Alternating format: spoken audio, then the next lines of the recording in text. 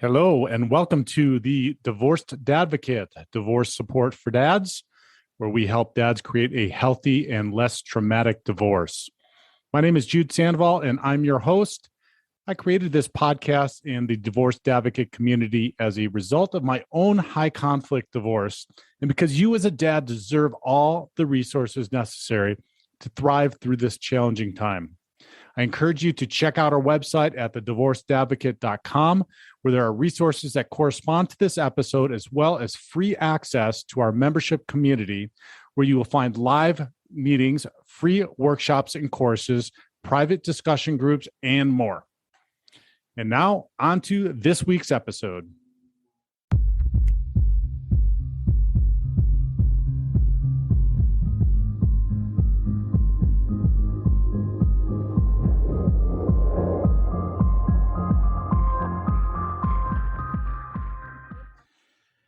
Hello, and welcome to the Divorced Dadvocate, where we help dads create a healthier and less traumatic divorce. My name is Jude Sandoval. I am your host. Thank you for listening in today. I much appreciate it. Today, we're going to be chatting about self-worth. Yes, self-worth. I was prompted today to talk about this from our men's divorced dads group meeting we just got done with not long ago. And I was struck by, it was just interesting. We've been doing this long enough now that we've got a lot of men that have been through now the divorce process or out of it, maybe months or some, down the road a year or two. And also obviously new men that are coming in to the process or coming into the group and just going through the process. And so I was noticing today that there seems to be, well, there doesn't seem to be, there is, and I experienced this as well, this challenge to our self-worth when we go through this difficult process of divorce. But then what I was also noticing today is that the men that have gone through it, that have taken the time to do the work, have really come to grow in their self-worth. So that's why today's show is called Self-Worth. Maybe I'm not that bad, which is kind of the thoughts that was the thought I had when I was going through mine, like, what is wrong with me or what's going on? And why doesn't she want to be with me or this or that or something else? But before we dive into this, I do want to remind everybody that we have the divorce quiz up on the website. We're getting a lot of people taking it and going through it. This, there's these stages that we go through in the divorce that we talk about a lot of the times, that we talk about in the workshops as well as the classes. And this divorce quiz is a really great tool to help you kind of gauge where you are at in the process compared with other people who have gone through it. And this self-worth part is one of them that we go through and is one of the parts of the assessment also. So jump on, it's at thedivorcedadvocate.com and just click on the tab that is divorce quiz. Go through it. It's going to take about 15, 20 minutes and it'll immediately spit out some results for you.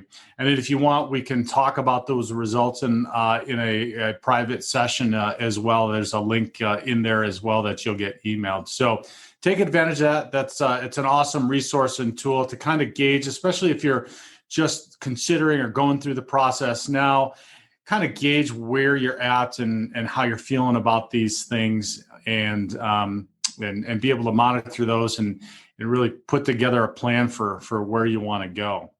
So self-worth, maybe I'm not so bad after all. So, as you're going through this process and adjusting to this, let's call it a crisis. It is a crisis, right? You're going to start to feel better about yourself. And that's what I was just mentioning about the guys that I'm noticing that are through the process and kind of out the back end of it a little bit more. They've gone through some of the steps to this. The first one being dealing with all of those emotions that come up and understanding what's happening with those and creating a way to learn to deal with them in a healthy manner. The next part being understanding what your process was and what your part of the ending of the marriage or the relationship was. And then one of these next ones is really learning to and assessing your self-worth and building back up that self-worth and learning that. So what we're going to talk about today is 11 steps to creating a greater self-esteem or self-worth. And we're going to talk about these specifically and give you some ideas around how to do that. And the first one being is you need to decide and make a decision that you want to make the change. So if you're listening to this, I think you've probably already started that process. You may have been seeking out a therapist or a coach or a friend or somebody or someplace to get some input into this process, into what's going on. I know that it's an overwhelming process because not only you're dealing with all these feelings and emotions that are coming up, that you've got kids, you don't know, it's uncertain, you don't know what's going to happen through the divorce process. Hopefully, a lot of us haven't gone through this more than one time, so we just don't know what to expect. So that's what the Divorced Advocate community is all about, is being here and sharing our stories and being a place of support and resources for you. So, but engaging in that is the first step, engaging in making that change. And now there's this concept, though, that you just do that in your mind, and that's absolutely not true. They're starting to find, and research is starting to support that your actions will actually lead you to that change happening, and then your personality will change based upon you taking the action. So that first step is that critical one, is making up your mind and actually taking the action to do it. So sign up for one of the workshops, sign up for one of the group meetings and get involved in it. Sign up for one of the free sessions to just talk about what you've got going on and maybe strategize on a roadmap or a process for which you can start down this road, or just be able to get out and share your feelings. At the very least, find people around you to support you in doing that. If you don't have the means for a therapist, there's also a therapist or a coach. There's also 12-step groups and other kinds of meetings, churches, et cetera, that offer lots of opportunity. But make that decision that you are going to do that. That is absolutely key, because the rest of the 10 steps we talk about, if you haven't made that decision, it is not going to it just won't work.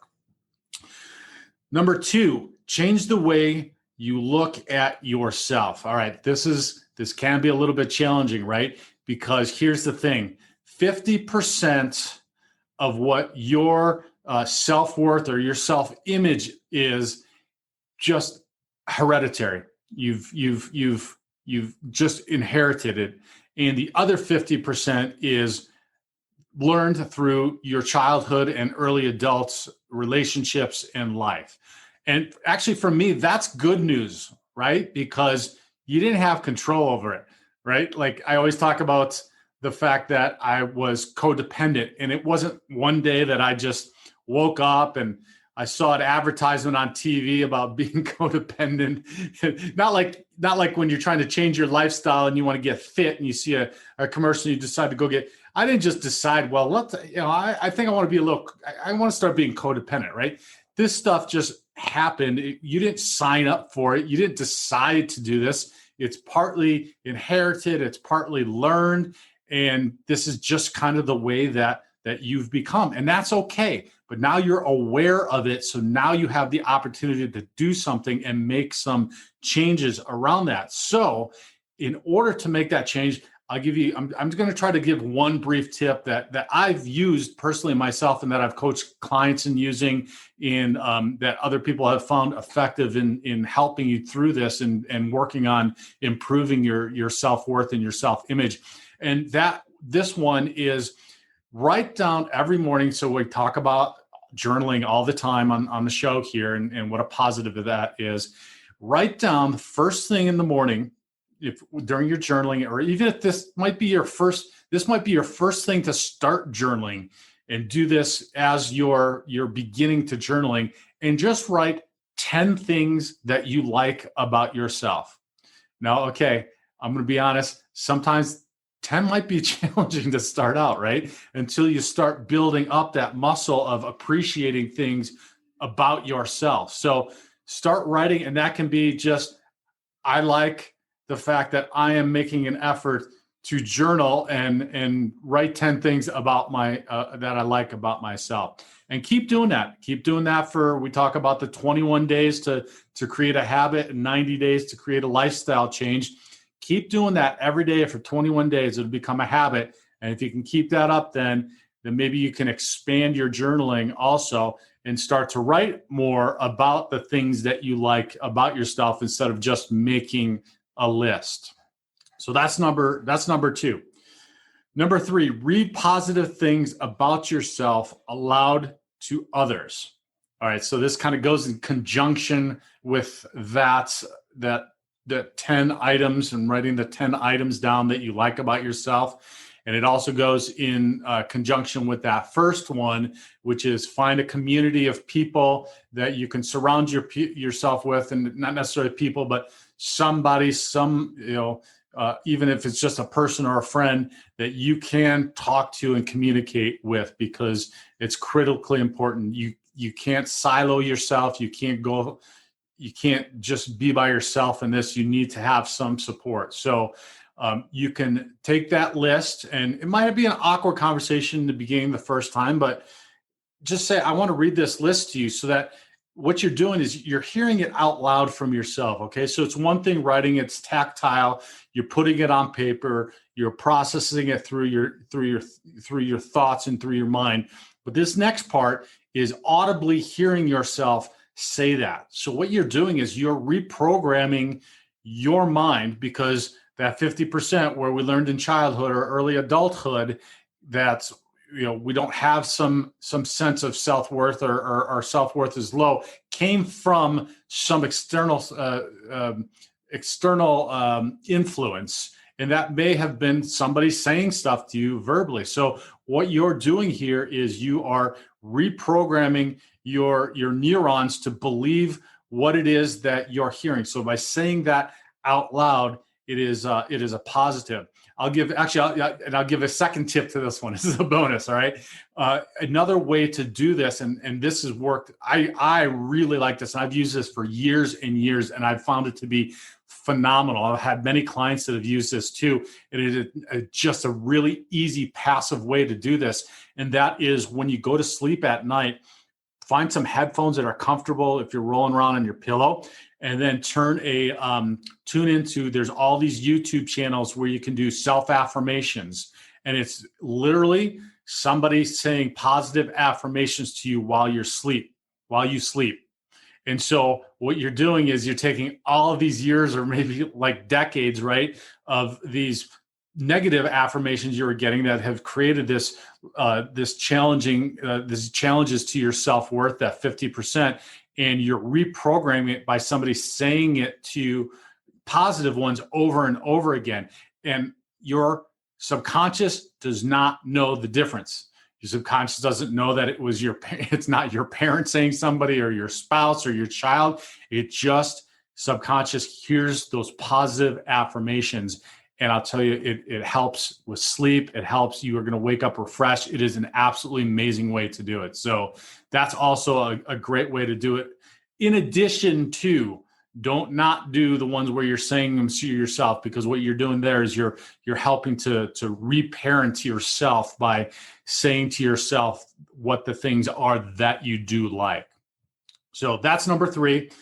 Number 4, re-examine your relationships and change the ones that are not serving you.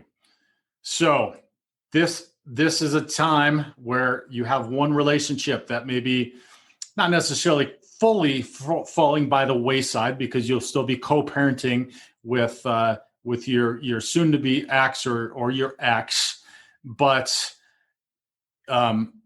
there's going to be other relationships also that it's a good time to just take a look at and see. Some of this is going to happen without your prompting. And when I say that, I mean some of the friendships that you've had are going to either change, or just go away completely during this process. And this is one of the things we talk about often in the group meeting, especially with some of the men that are already finished with the divorce process and they're starting life post-divorce and wondering, oh, where did my friends go? And now I'm single, and now my married friends don't want to hang out with me, and now this all feels kind of weird. And so it's a really good time to be analyzing, and this goes for analyzing family too, okay?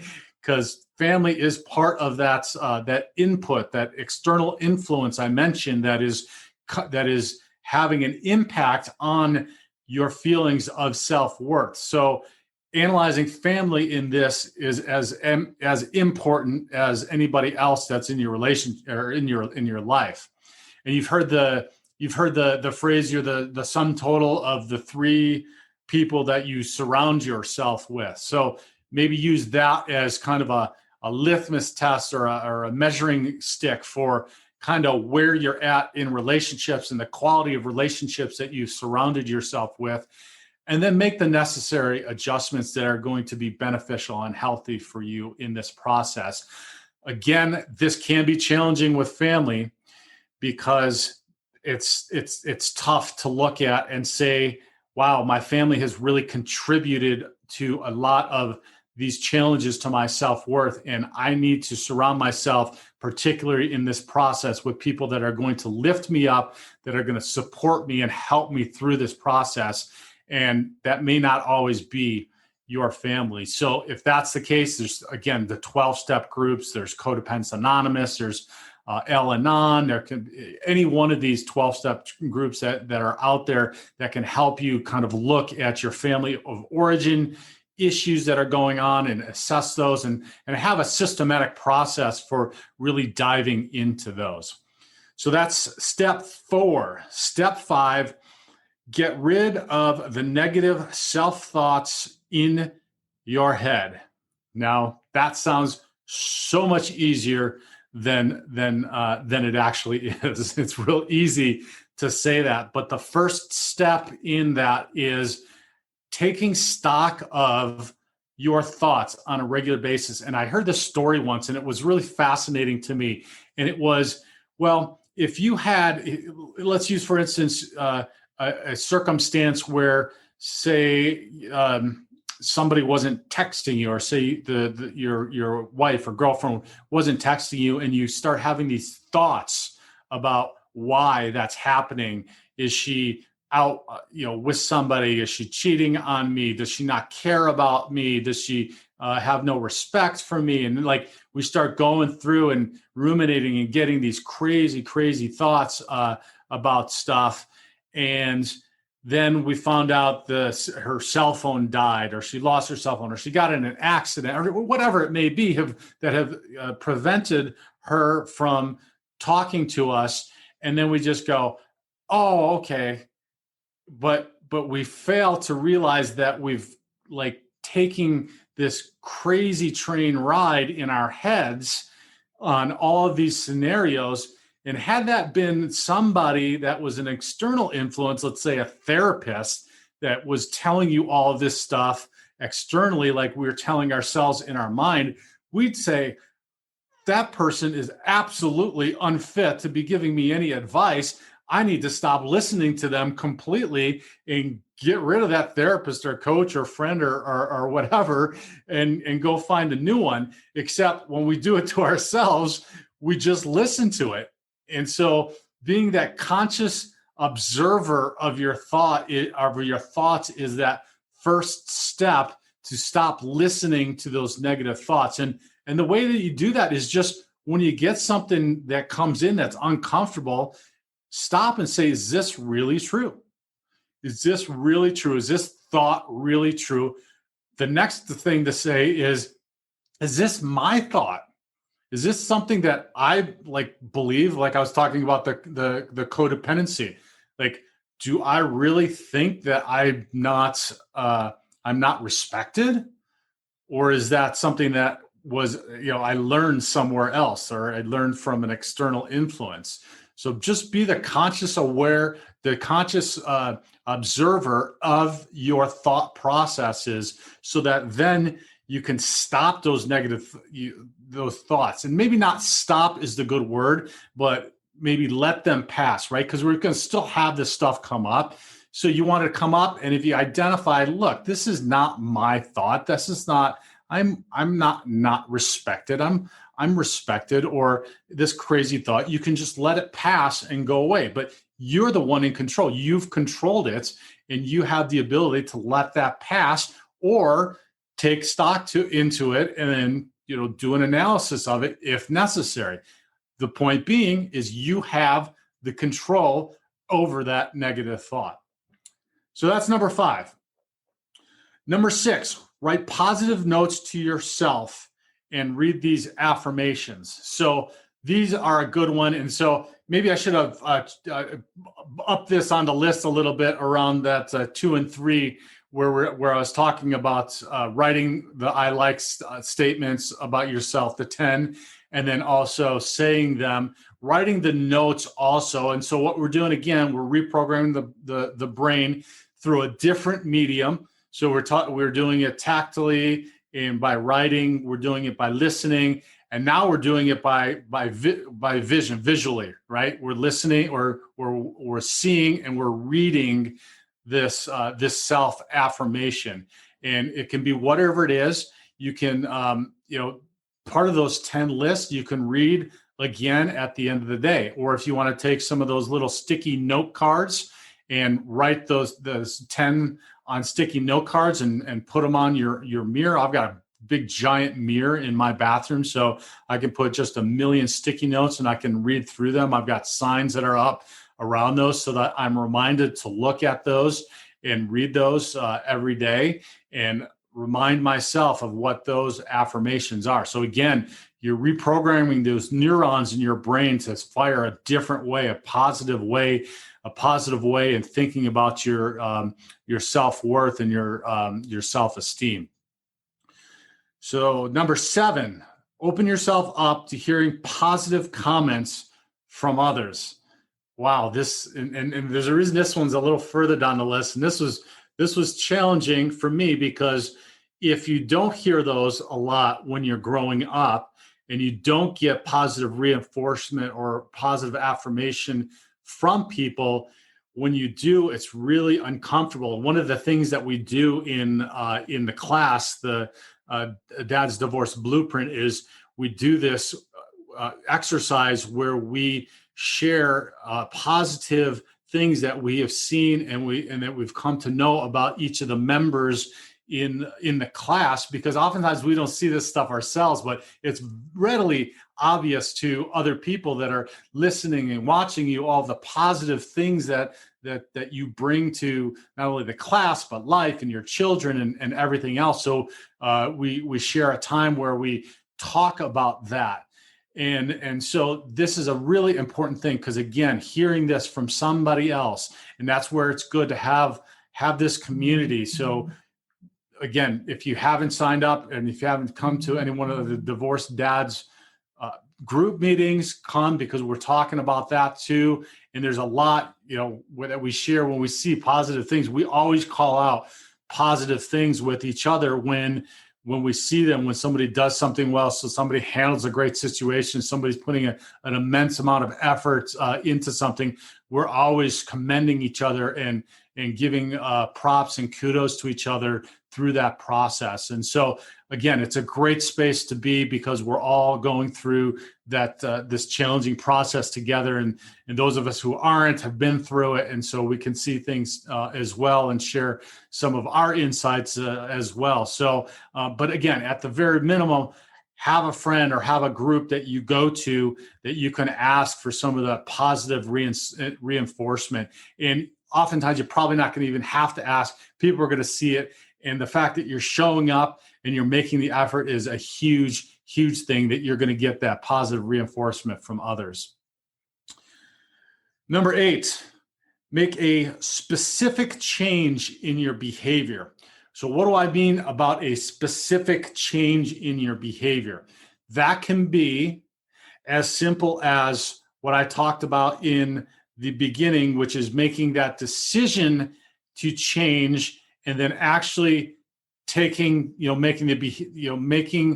the behavioral change. So that could be, I'm going to journal every morning, or like I said, that could be I'm going to write 10 things I like about myself every morning. So actually take the change. And I talked about that. I jumped ahead a little bit. I talked about that in conjunction with number one, because it goes with number one, but it is further down the list. And I should group those back together also, because just not making it in your mind, actually taking the initiative and doing the action is critical. But just start with something small.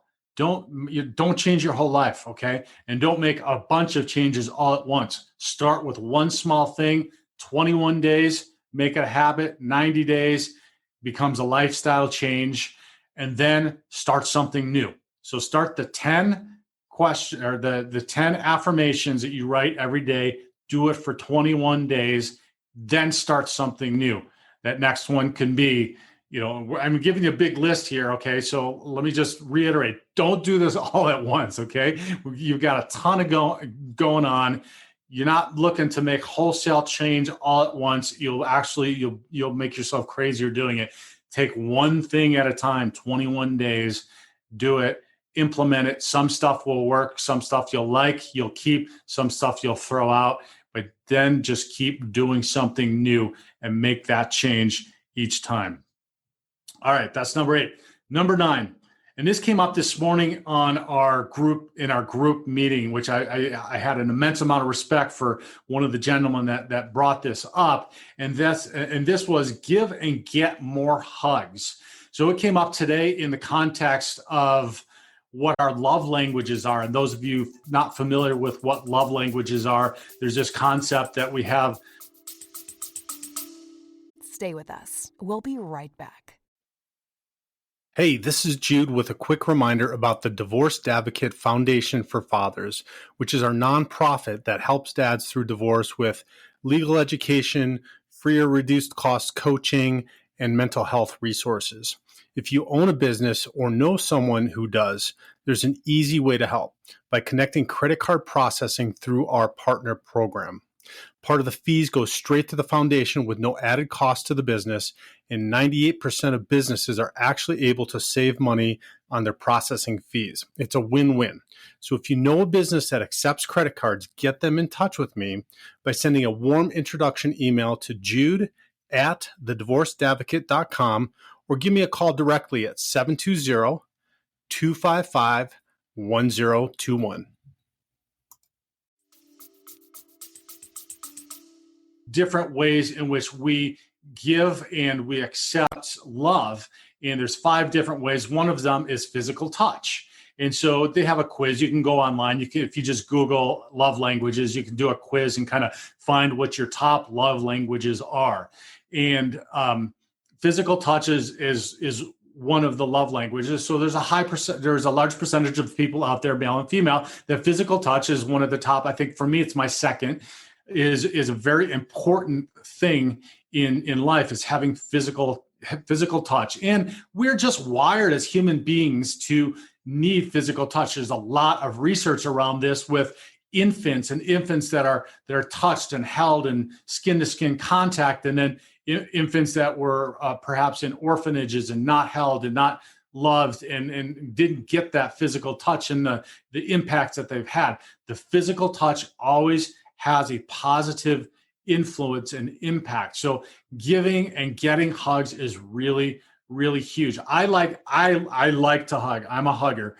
That's just me. But again, if you can surround yourself with people, for me, I have 3 daughters and it's great. I give them a hug every single morning, and I give them a hug every single night before they go to bed. And that's a bare minimum for me, because I want them to know that it's okay to have and need that physical touch, and we all need it.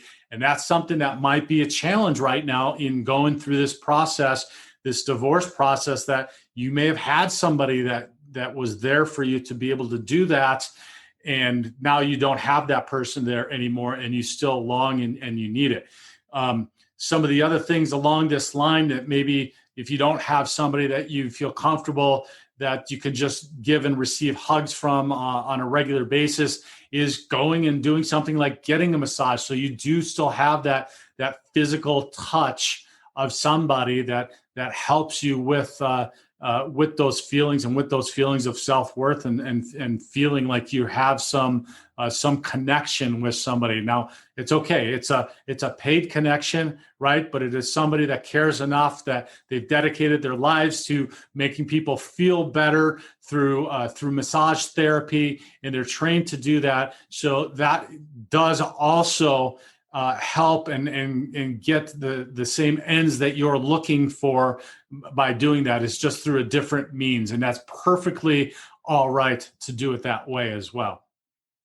All right, that's number 9. Number 10 is work hard at meaningful communication with others. So this is important, critically important, because during this process, in having meaningful communication with others, that's where you're going to start getting that feedback that I just talked about in our divorced dads group meeting, where you're getting meaningful feedback from somebody that's looking at your circumstance externally and is not in it. Now, again, sometimes friends aren't the best ones to give some of this, but still, even if you're having meaningful communication with them and having heartfelt conversations about stuff, that you're going to get some good feedback on that. And this dives in, and I may as well just lump this into the number 11, which is our final one, which is find a therapist or a coach or both to help you through this meaningful conversation and talking about these things, because then starting to communicate about these things is going to be one of those next steps that I talked about. So I talked about dealing with the emotions, understanding your part in this process and in the divorce, learning to feel better self-worth and positive feelings about yourself.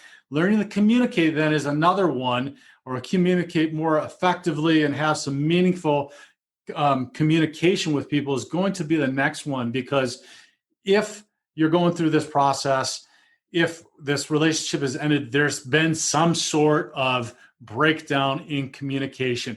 Whose fault that may have been, who knows? But it has not been to the level where we were able to continue with the relationship. So there is always some amount of increased ability to learn to communicate in a better way, in a better form, that can happen through this process. And so that's why it's key to make sure to start to develop that now. And that's why it's good to do it with a therapist and a coach who are trained, have seen this a lot, can point things out, but can also help you through this process, as opposed to a friend, which is good to listen to, or a family member is good to listen and get their feedback on stuff, but aren't always neutral and always are going to have a bias on this. The other thing is they're not trained to help you learn to be more effective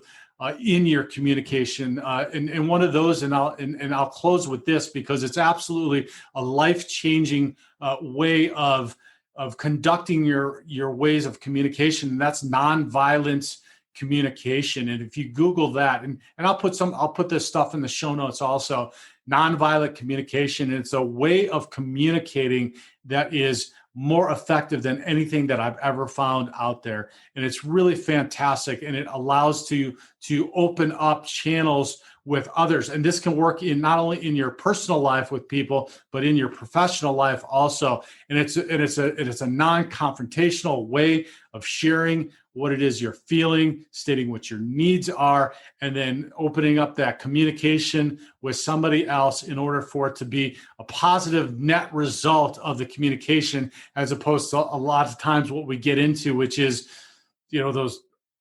those conversations that end up being like loops of going over the same stuff without any kind of resolution or arguments or hurt feelings and saying stuff that we shouldn't have, or somebody saying stuff that hurts us. This is just an absolute amazing way to mitigate any and all of that stuff. It's called nonviolent communication.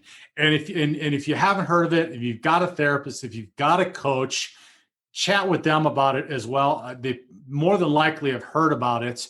And maybe you are or not in that place to start working on and talking about this. I can't imagine there's ever a bad time to start working on it, because it is a truly remarkable tool that can impact your life so incredibly positively in the future, and also with your kids, communicating with your kids. I've taught it to my daughters, and have and we've worked through learning how to do that too. And it's a great effective tool for them as they grow up, and mine are teens, and learning how to communicate better with their peers and teach their peers. It just proliferates in with more people, and it's something that we're not taught growing up. At least I wasn't taught, and I know a lot of the men I talk with weren't taught on how to effectively communicate with other people. So those are 10 and 11. Work hard at meaningful communication with others, and find a therapist or a coach to help.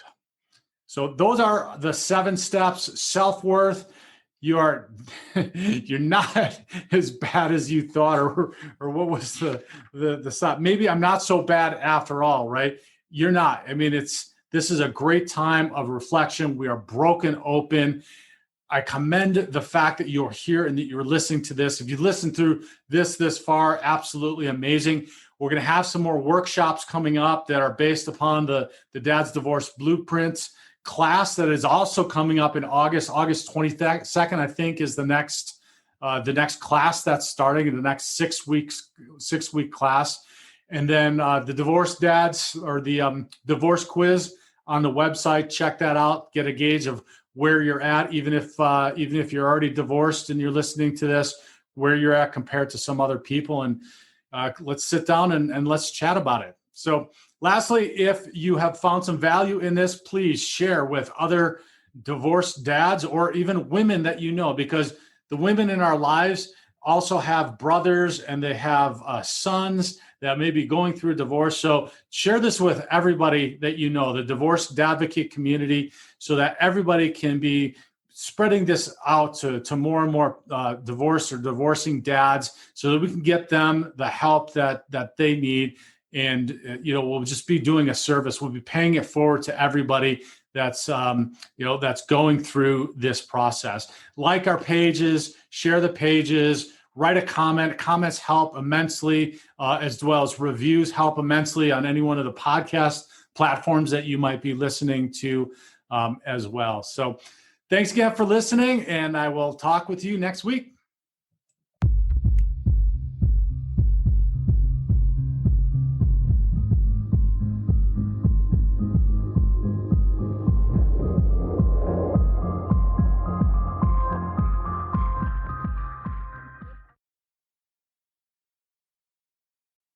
To hear the rest of this episode and access the corresponding resources, visit thedivorcedadvocate.com and become a member of our community. It's free to join and will provide you with the resources you deserve as a divorced or divorcing dad. Thank you for listening. God bless, and I'll talk with you next week.